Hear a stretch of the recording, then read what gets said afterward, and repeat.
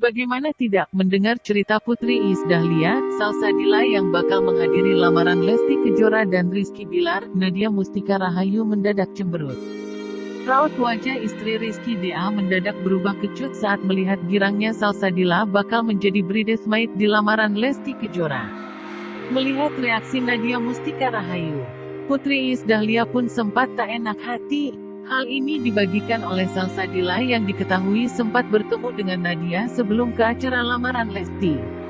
Saat bertemu Nadia Mustika, Salsa Indrajaya banyak ngobrol dan main dengan anak Rizky DA yang diakuinya sebagai keponakan.